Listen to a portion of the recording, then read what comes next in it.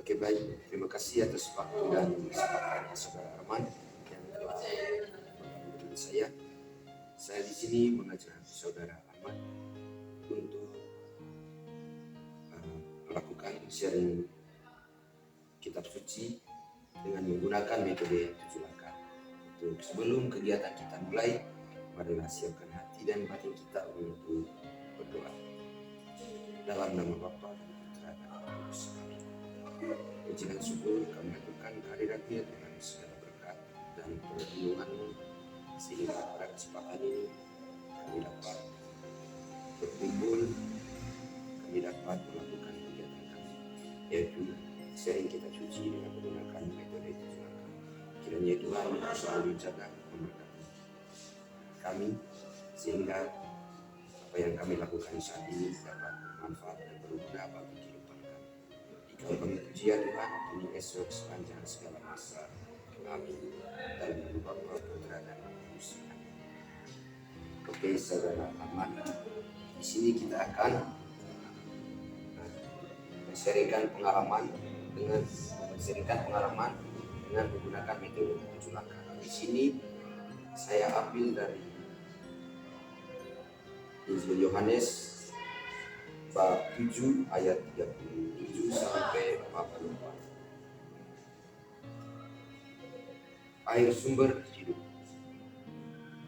Dan pada hari terakhir, yaitu pada puncak perayaan itu, Yesus berdiri dan berseru, barang siapa haus, baiklah ia datang kepadaku dan minum.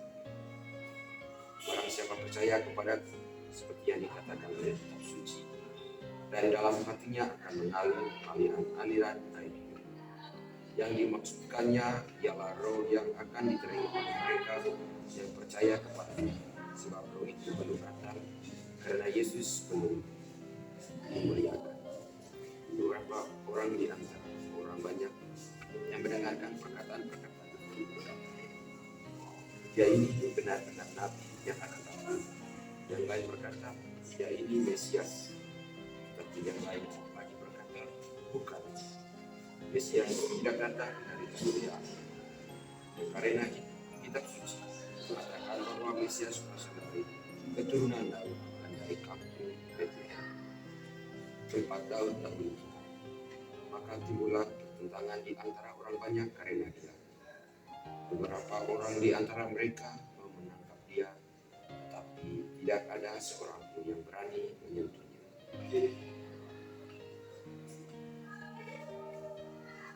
Oke, Saudara Arman yang saya kasih dalam Tuhan, baru saja kita mendengarkan bacaan yang diambil dari Yohanes bab 7 ayat 37 sampai 44.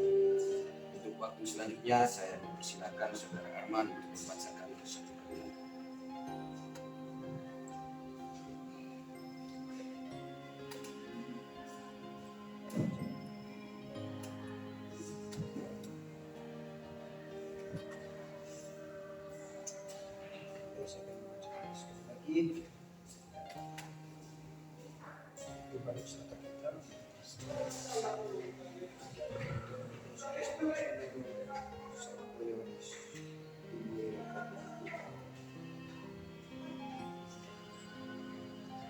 Lalu pada hari terakhir, yaitu pada puncak perayaan itu, Yesus berdiri dan berseru, barang siapa haus, baiklah ia datang kepadaku. Barang siapa percaya kepadaku, seperti yang dikatakan oleh kitab suci, dari dalam hatinya akan mengalir aliran-aliran air hidup.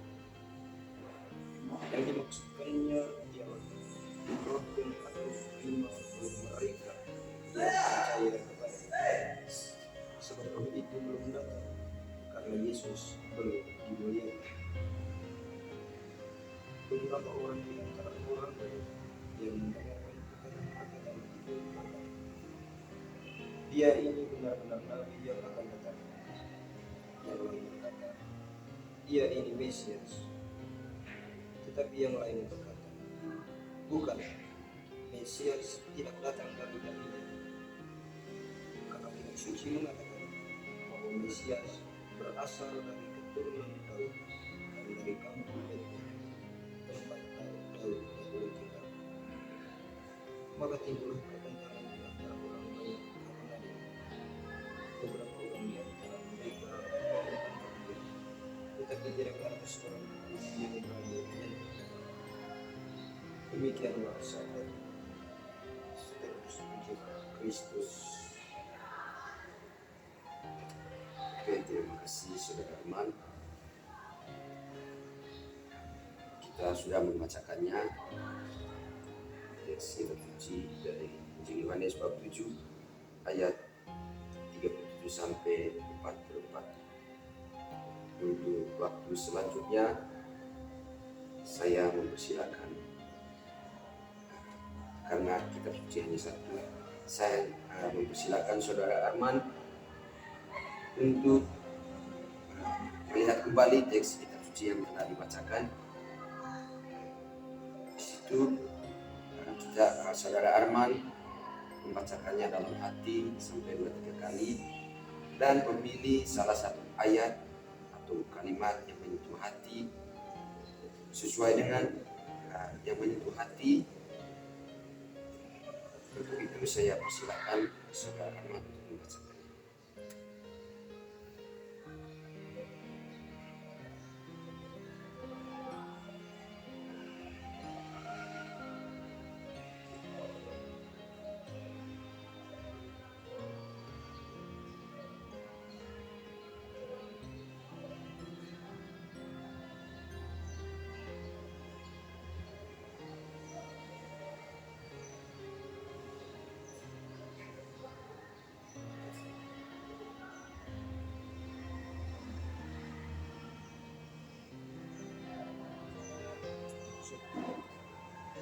Oke, untuk waktu selanjutnya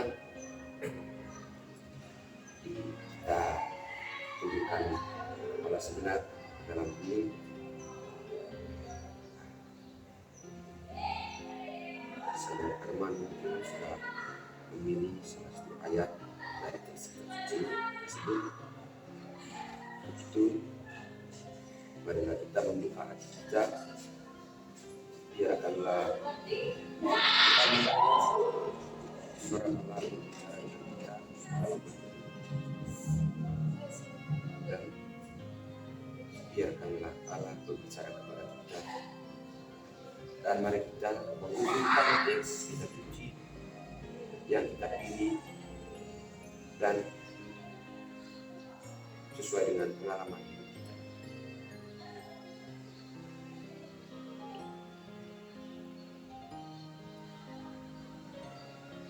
Oke, baik. Terima kasih saudara baik.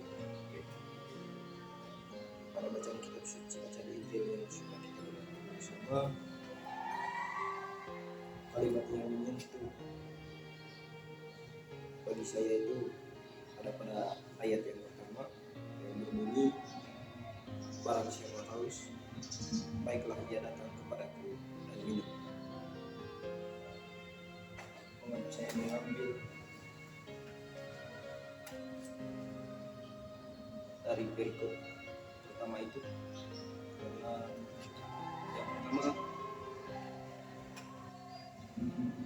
bagi saya apa yang dikatakan dalam kitab suci itu, barang siapa haus, baiklah ia datang kepadaku dan minum, berangkat dari pengalaman hidup.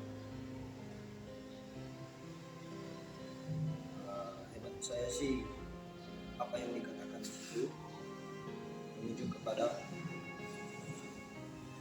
ketika saya mengalami suatu permasalahan dalam kehidupan,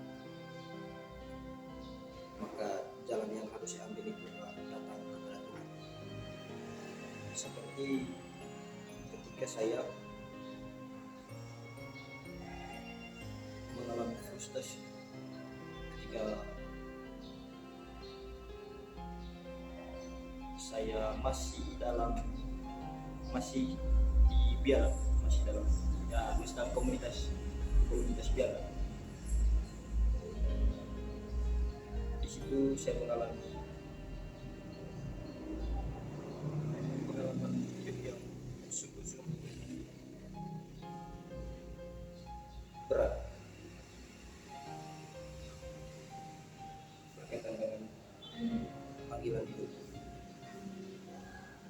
saya harus mulai bagaimana saya harus menerima semuanya. Kembali saya mulai bingung di situ. Apa yang harus saya langkah apa yang harus saya ambil? Saya bingung di mana di situasi seperti itu kehidupan doa saya sudah mulai renggang. Hubungan saya dengan Tuhan juga.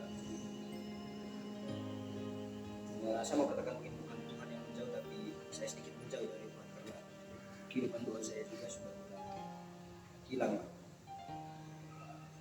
Maka dari situ saya mulai bingung. Jika begini terus, apa yang saya akan dapat di kemudian hari? Maka saya mulai mengubah pola pikir, pola perilaku setiap harinya dengan mencoba mendekatkan diri pada Tuhan. Salah satu cara dengan masuk ke ruang doa, lalu berbicara kepada Tuhan. Syukur meskipun hasilnya tidak sesuai dengan apa yang saya harapkan, tapi Tuhan sungguh memberi jawaban itu. Jadi betul apa yang dikatakan dalam Injil tadi, barang siapa haus datanglah kepadaku dan minum. Baik, sekian dari saya. Terima kasih atas sharing pengalamannya. Kalau dari saya, ayat yang menyentuh hati saya itu ayat 28. Di sini dikatakan, barang siapa percaya kepadaku, seperti yang dikatakan oleh kitab suci, dari dalam hatinya akan mengalir aliran air hidup. Kenapa saya memilih ayat ini? Karena di sini mengatakan bahwa barang siapa percaya kepadaku, yang dikatakan oleh kitab suci, dari dalam hatinya akan mengalir aliran air hidup.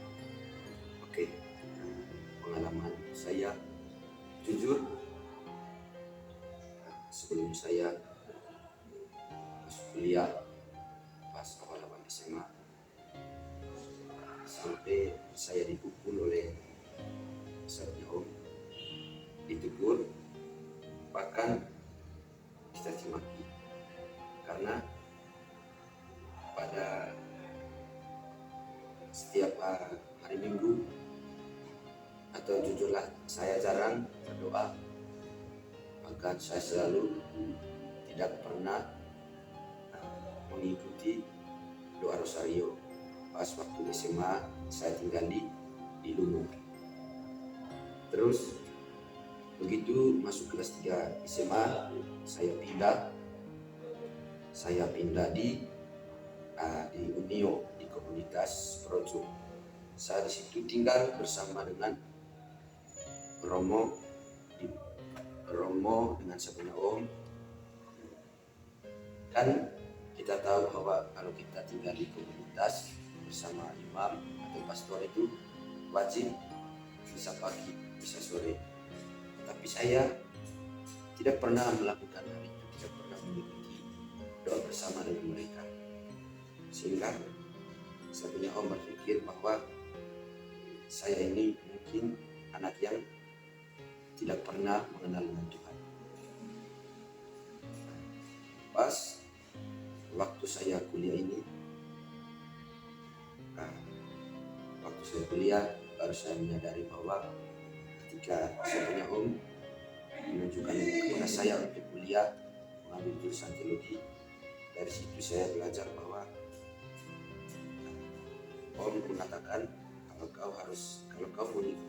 kau kuliah ambil jurusan teologi, otomatis kau harus rajin ke gereja, karena itu adalah tujuan dan utama kamu mengikuti kuliah teologi. Dan pada masuk semester 1, saya berangkat dari rumah Unio ke kampus itu dengan menggunakan motor.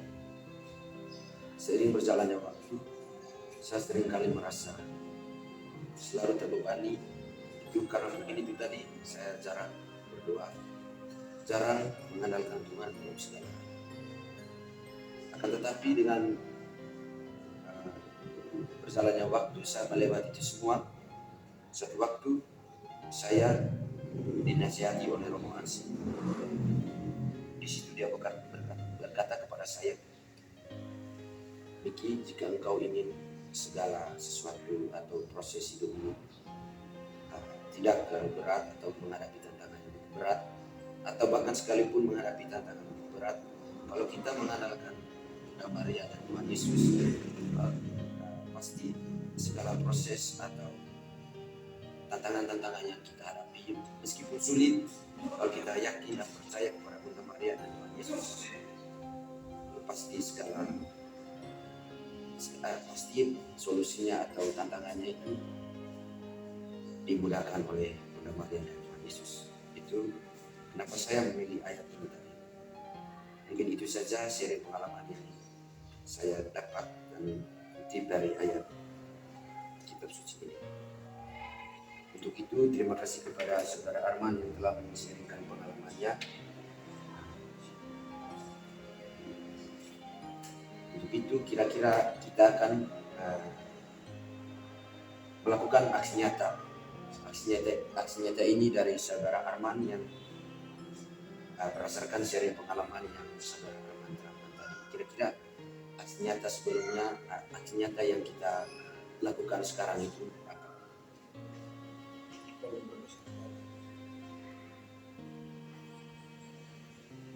Isi kitab suci yang sudah diterangkan, isi bacaan ini, aksi nyata yang perlu kita buat itu pertama, meningkatkan kehidupan roh. Karena dari Injil itu, dari judulnya sudah dikatakan apa itu, air suci, air di sini merupakan Yesus. Jadi yang perlu kita lakukan itu meningkatkan hidup roh. Oke, terima kasih. Kalau dari saya secara pribadi, untuk aksi nyatanya berkaitan dengan ayat yang saya pilih tadi. Yang pertama itu mungkin sama dengan Saudara Arman. Yang pertama itu saya mulai dari sekarang harus rajin ke gereja dan harus rajin berdoa. Mungkin itu saja aksi nyata yang saya lakukan untuk ke depannya. Untuk itu marilah kita dudukkan kepala yang sejenak. Kita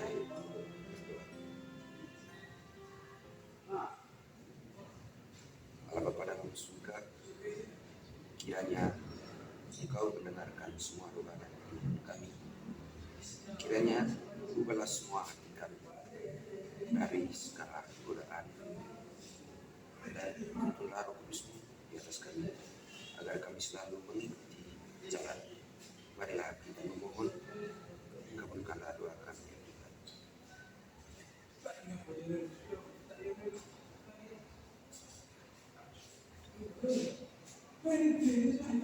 Marilah kita berdoa ulang bagi seluruh anggota keluarga kita atau saudara-saudara kita yang pada saat ini mengalami kesusahan, mengalami tantangan hidup. Kiranya Tuhan turunlah Roh Kudus-Mu atas mereka. Berikanlah mereka kekuatan dan kesabaran dalam menghadapi semua persoalan dan tantangan dalam hidupnya. Marilah kita memohon, kabulkanlah doa kami. Marilah satukan doa kita dengan doa yang diajarkan oleh Yesus Kristus sendiri. Bapa kami dari surga, dimuliakanlah namamu, datanglah kerajaan, jadilah kehendak-Mu di atas bumi seperti di dalam surga. Berilah kami rezeki pada hari ini dan ampunilah kesalahan kami seperti yang bersalah kepada kami. Dan jangan masukkan kami dalam percobaan, dan selamatkan kami dari segala kejahatan. Amin. Kepada dalam surga, terima kasih dan bersyukur kami ucapkan kepada-Mu segala rahmat dan limpah yang Engkau berikan kepada kami, sehingga kegiatan kami pada hari kesempatan ini sudah selesai. Kiranya Engkau, ya Tuhan, selalu menjaga dan melindungi kami.